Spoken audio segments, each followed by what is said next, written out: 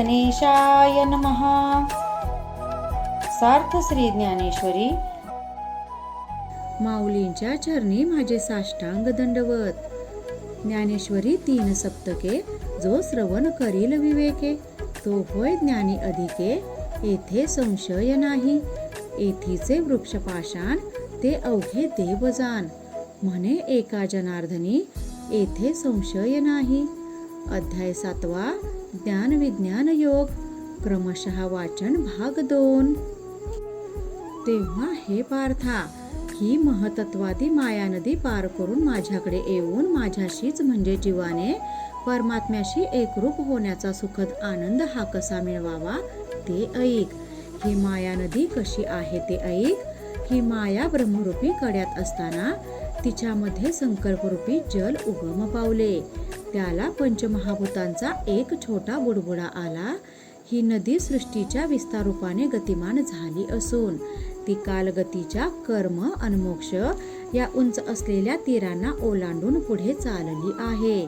सत्वादी गुणांचे ढग जेव्हा या नदीत भ्रमाचा महापूर आणतात, तेव्हा यमनियमाधिक तिच्या काठावरची गावे त्या महापुरात वाहून जातात. या नदीत द्वेषाचे मोठे भोवरे, मत्सरांची वळणे अन उन्मत्तपणाचे मासे आहेत. या नदीमधली प्रपंच हीच जणू काही बेटे आहेत. तेथील लोक तिच्यात कर्माकर्म सुख दुःख यांची घाण केर कचरा टाकून देतात. तो कडेला साचत आहे. इथल्या विषयरूपी बेटावर कर्मरूपी लाटा आढळून त्याला जीवरूपी फेस उसळत आहे. या नदीत अहंकाराच्या मोठ्या धारा आहेत. त्यावर धन विद्या अनबल या मंदाच्या उकळ्या येतात आणि त्या नदीमध्ये विषयांच्या लाटावर लाटा उसळत असतात. ज्या नदीत उदय आणि अस्ताचे लोंढे जन्ममृत्यूचे खळगे पाडतात, तिथे पंचमहाभूतांची शरीरे बुडबुडाच्या रूपाने निर्माण होत अन्नाश पावत असतात. ज्या नदीत मोह आणि भ्रांतिरूप मासे धैर्यरूपी मांस गिळून टाकतात, या नदीत अज्ञानरूपी मोठमोठे भोवरे पण आहेत.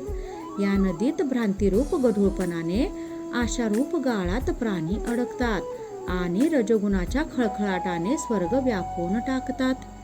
या माया नदीतले तमोरूपी प्रवाह तरुण जाणे किंवा अगदी सत्वरूपी स्थिर पाण्याचे डोह कापीत जाणे हे फार अवघड अशक्य असे आहे. ही माया नदी फार घातक आहे. या नदीमधल्या जन्ममृत्यूच्या पुरामध्ये पुनर्जन्मरूपी लाटा सत्यलोकाच्या बुरुजावर जाऊन आदळतात व पुनरावृत्तीच्या आघाताने ब्रह्मांडाचे धोंडे गडगडत येत असतात. या माया नदीचा महापूर अजूनही ओसरला नाही. तो महापूर किती अवघड आहे. माया नदी कोण अन कशी तरून जाणार. या नदीचे आणखीन एक नवल आहे. ते म्हणजे ही मायारूपी नदी तरून जायची म्हणून जे जे उपाय करावेत, ते उपाय अपायच ठरतात. कोणी मोठ्या शहाणपणाने या नदीत मी तरून जाईन म्हणून उडी टाकली तर त्यांचा काही ठाव ठिकाणाच लागत नाही. कोणी मी ही नदी ज्ञानाच्या बळावर पार करून जाईन म्हणून उडी घेतली, ते ज्ञान डोहात जाऊन पडले. कोणी ही नदी तरून जाण्यासाठी 3 वेदरूपी सांगाडीचा आधार घेतला, ते मदरूपी माशाच्या तोंडात जाऊन पडले. कोणी तारुण्य बळावर कंबर कसली तर त्यांना या नदीतल्या विषय सुसरीने मगरीने चघळून टाकले.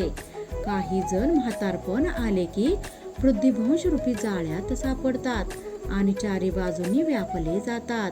काही जीव हे शोकरूपी कड्यावर आपटतात. काही क्रोधाच्या भोवऱ्यात गोते खातात. थोडे डोके वर काढू म्हटले तर नाना आपत्तीरूपी गिधाडे त्यांच्यावर हल्ला करतात. कोणी दुःखरूपी चिखलाने माखले जातात अन मृत्यूच्या वाळूत अडकून पडतात.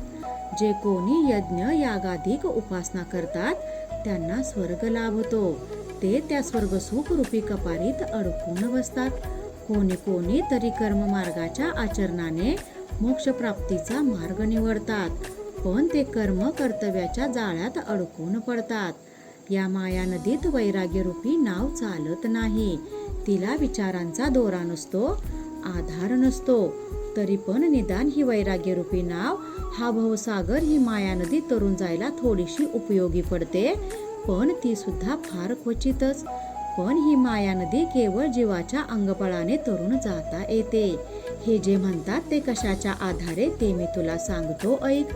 हे कधी घडेल तर औषध न घेता आजार दूर गेला, साधूला दुर्जनांची बुद्धी कळली किंवा विषय अंधाने संपत्तीचा त्याग केला. जर चोरांची सभा भरेल, मासाच गळ गिळून टाकेल, घाबरट माणूस भूताला घाबरवेल, जर हरणाचे पाडच जाळे कुरतडेल, मुंगी विशाल मेरू पर्वत चढून जाईल, असे काही घडले तरच जीवांना ही माया नदी सहजपणे पार करून जाता येईल. म्हणून हे पार्था, ज्याप्रमाणे विषयांध माणसाला स्त्री जिंकता येत नाही, त्याप्रमाणे जीवाला ही माया नदी पार करता येत नाही. पण जे भक्त मला अनन्य भावे शरण येतात, तेच ही माया नदी पार करून जातात. इतकेच नव्हे तर माझे भक्त ऐलतीरावर असतानाच ऐल आणि पैलतीरामधले जे मायारूपी पाणी आहे ना, तेच नाहीसे होते. ही माया नदी अर्जुना केवळ तेच जीव पार करू शकतात, ज्यांना सद्गुरूरूपी नावाडी लाभलेला आहे, ज्यांनी ब्रह्मसाक्षात्काराची कास घट्ट धरली आहे, ज्यांना आत्मनिवेदन रूपी तारू हाती लागले आहे, ज्यांनी अहंभावाचे ओझे टाकून दिले आहे, ज्यांनी विकल्पवारा चुकविला आहे, ज्यांना स्त्री पुत्र त्यांच्या प्रेमधारेपासून प्रयत्नपूर्वक स्वतःस दूर केले आहे, अशा जीवांना जीव आणि शिव ऐक्याचा उतार लाभतो. त्यांना ज्ञानाची सोपी सुगम वाट सापडते. ते बोधाच्या आधाराने निवृत्तीच्या पैलतीरावर धडाधड उड्या घेतात. ते वैराग्यरूपी हात मारून अहम ब्रह्म असे म्हणत त्या ब्रह्मैक्य भावाच्या ताकदीवरच मोक्षमुक्तीच्या तीरावर जाऊन पोहोचतात. त्या उपायांनी ते मला भसतात आणि मी सांगितलेल्या मार्गाने स्वतःची सोडवणूक करून घेतात. तेच भक्त ही माया नदी तोडू शकतात.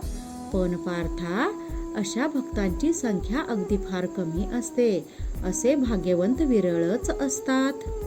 वरील प्रकारचे साधक उपासक भक्त हे सोडले तर इतरांना अहंकारूपी भूताने पछाडलेले असते.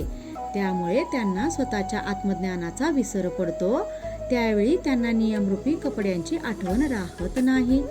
त्यांना आपल्या अधपतनाची लाज वाटत नाही आणि वेदशास्त्राने जे करू नका असे सांगितले तेच ही मंडळी करत असतात.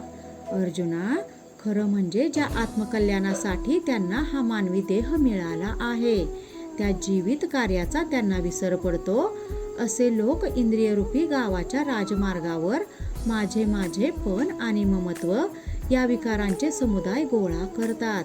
असे जीव हे मायेने इतके ग्रासलेले असतात की त्यांना होणारे दुःख शोक यांच्या आघातांचेही त्यांना भान नसते.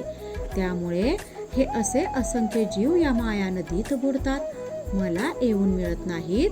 फक्त मी मागे तुला जे 4 प्रकारचे भक्त सांगितले तेच भक्त आत्मकल्याणासाठी मला स्मरतात, माझे भजन पूजन चिंतन करतात. अशा भक्तांचेच अंती कल्याण होते. त्या भक्तांचे जे 4 प्रकार म्हणजे आर्त, जिज्ञासू, अर्थार्थी अन चौथा ज्ञानी भक्त हे तू समजून घे. आर्त भक्त हा त्याचे दुःख निवारण करण्याकरता माझे भजन करतो. जिज्ञासू किंवा मुमुक्षू त्याला ज्ञान हवे असते म्हणून, तर अर्थार्थी ज्याला धन द्रव्याची आस आहे तो त्याच्या प्राप्तीसाठी माझे भजन करत असतो. पण अर्जुना, माझा जो 4थ्या प्रकारचा भक्त असतो ना, तो कोणतीच अपेक्षा न बाळगता, त्याला खरे तर कोणतेच कर्तव्य उरलेले नसतानाही तो माझे भजन करत असतो. तोच खरा ज्ञानी भक्त होय. कारण ज्ञानाच्या प्रकाशाने त्याच्या ठाईचा द्वैततिमिर नाश पावलेला असतो. तोच मी ब्रह्म आहे या अनुभूतीने मद्रूप झालेला असतो आणि तो माझ्यात एकरूप होऊन सुद्धा माझीच भक्ती करत असतो. ज्याप्रमाणे इतरांच्या नजरेला स्फटिक हा पाण्यासारखा दिसतो, तसा हा ज्ञानी भक्त वेगळा दिसत असला तरी वाटत असला तरी तो माझ्याहून वेगळा नसतो. त्याचे वर्णन करता येणे केवळ अशक्य आहे. वारा आकाशाशी एकरूप झाला की त्याचं जसं वेगळं अस्तित्व राहत नाही, तसा ज्ञानी भक्त माझ्याशी ऐक्य पावलेला असल्याने त्याचा भक्तपणा जात नाही. जर हलवून पाहिले तर वाऱ्याचे वेगळेपण जाणवते, अन्यथा वारा अन आकाश हे एकच. तसा देहाच्या आकारमानाने किंवा कर्मवर्तनाने तो जरी माझ्यापेक्षा वेगळा वाटत असला तरी स्व अनुभवाच्या योग्याने तो माझ्याशीच मिळून गेलेला असतो. जे माझे ज्ञान झाल्याने तो मला त्याचा आत्मा मानतो त्याला माझी खरी ओळख झालेली असते. त्याने मला जाणलेले असते म्हणून मी सुद्धा अशा माझ्या भक्ताला माझा आत्माच मानतो. त्याचा जीव हा भाव जाऊन त्याला आत्मस्वरूपाची ओळख पटलेली असते.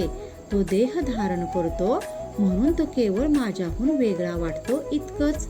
प्रत्येक जण हा आपल्या कोणत्या ना कोणत्या तरी हेतूसाठी माझी भक्ती करत असतो. पण मला मात्र त्यांच्यातला सर्वात जास्त प्रिय भक्त आहे तो म्हणजे ज्ञानी भक्त. अर्जुना, असे बघ की दूध मिळावे या अपेक्षेने लोक गाईला चारा घालतात, मात्र गाय ही आपल्या लाडक्या वासराला मात्र चारा न देता दूध देते. त्याचं कारण असं की ते वासरू हे सर्वस्वी आपल्या आईवरच अवलंबून आहे. त्याला आपल्या आईशिवाय अन्य काही दिसत नसते. आपली माय, आपली गाय हीच सारं सर्वस्व आहे. या अनन्य भावाने ते वासरू जसे लीन असते तसे माझे जे भक्त माझ्या ठाई लीन असतात त्यांना मी माझे प्रेमामृत पाजतो. भगवान श्रीकृष्ण म्हणाले. त्यानंतर प्रभू या गोष्टीचाही खुलासा करतात की अर्जुना, या ज्ञानी भक्ताशिवाय जे अन्य भक्त आहेत ते पण मला आवडतात. जे भक्त माझ्या स्वरूप ज्ञानासाठी ज्ञानमार्ग आचरतात त्यांना ते ज्ञान प्राप्त झाले की ते परत प्रपंचाकडे पाहत नाही. नदी जशी सागराशी मिसळून जाते ती पुन्हा मागे जात नाही ना तसे. ज्याच्या अंतकरणातून भक्तीची गंगा उगम पावली आणि ती मला येऊन मिळाली म्हणजे तो न सांगता मद्रूप होतोच. या संबंधात आणखी ते काय सांगायचे. वास्तविक जो ज्ञानी तो तर केवळ माझाच आत्मा आहे. तो ज्ञान तो मी भिन्न नाही. खरे म्हणजे ही सांगायची बोलून दाखवायची गोष्ट नाही. पण आता त्या कारण परत्वे तुला ही सांगितली इतकंच.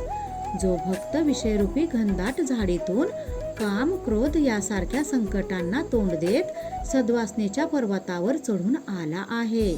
जो साधूंच्या सोबतीने दुराचरणाची वाकडी वाट दूर सारून सत्कर्माच्या वाटेने पुढे आला आहे. जो लाभाचा फळाचा हिशोब न करता फल लाभरूपी अपेक्षेच्या वाहना न घालता ही भक्तीची वाट अनेक जन्मापासून चालतो आहे. ह्याप्रमाणे देहतादाम्य रूप अज्ञान रात्रीतून सर्व संग त्याग करून जो ही वाटचाल करीत आला आहे त्याच्या जीवनात ज्ञानाचा उषःकाल होतो. ही ज्ञानोदयाची पहाट केवळ गुरुकृपेमुळेच त्यांच्या जीवनात उगवते. ज्ञानसूर्याची किरणे पसरतात अन त्याच्या दृष्टीत सर्वत्र समतेचे ऐश्वर्य दिसते. गुरुकृपेने ज्या ज्ञानी भक्ताला सर्व मलाच पाहण्याची दृष्टी प्राप्त होते त्याला माझ्याशिवाय जगात अन्य काही दिसत नाही. त्याला त्याच्या आत बाहेर फक्त मीच दिसत असतो. ज्याप्रमाणे पाण्यात बुडालेल्या घटाला सगळीकडे पाणीच पाणी दिसते तसा या भक्ताला सर्वत्र मीच दिसत असतो. ज्याप्रमाणे तो मला त्याच्या अंतरंगात पाहतो, स्थान देतो, तसाच मी पण माझ्या भक्तालाच पाहत असतो. ही काय बोलून दाखवण्याची गोष्ट आहे का? पण असो. अशा प्रकारे ज्या ज्ञानी भक्तास ही ब्रह्मज्ञानाची ठेव प्राप्त होते तो सर्वत्र संचार करीत असताना आपण विश्वरूप आहोत या भावनेने संचार करीत असतो. अवघ्या विश्वात तो एक विश्वंभर व्यापून उरला आहे याची त्या ज्ञान भक्तास अनुभूती येते. तोच सर्वश्रेष्ठ भक्तराज होय. धनुर्धरा, एक लक्षात घे की ज्याला विश्व हे विश्वंभर व्याप्त आहे ही प्रचिती येते तो धन्यच. पण तसाच असा महात्मा हा विरळाच. एक द्रष्टा ज्ञानी भक्त सोडला तर अन्य जे भक्त असतात ते आशेने अंध झालेले अनविषय सुखाच्या अपेक्षेने भक्ती करत असतात. फळाच्या अपेक्षेने अंतकरणात कामाने प्रवेश केला म्हणजे त्यांच्या संगतीने ज्ञानाचा दिवा मालवला जातो. ज्ञानदिवा मालवला असता सर्वत्र अंधारच निर्माण होतो. त्या अंधारात मी प्रत्येकाच्या हृदयात असूनही त्याला मात्र दिसत नाही. लोक मला विसरतात आणि मनोइच्छा पूर्तीसाठी अन्य देवादिकांचे पूजन करतात. त्यांची ती भक्ती म्हणजे लंपट भक्ती असते. आधीच ते मायेच्या अधीन झालेले असतात, त्यातच त्यांना फलापेक्षेने आणखीन दीन बनविलेले असते. आपला हेतू साध्य व्हावा म्हणून ते ज्या ज्या देवाला जे जे प्रिय असते त्या त्या वस्तू अर्पण करतात आणि तो भक्ती मार्ग आचरत असतात. कृपा त्या ज्ञानेश्वरीची, करून घ्या शुद्धी भक्तीने अंतरंगाची. रामकृष्ण हरी. गीता भागवत ज्ञानेश्वरी.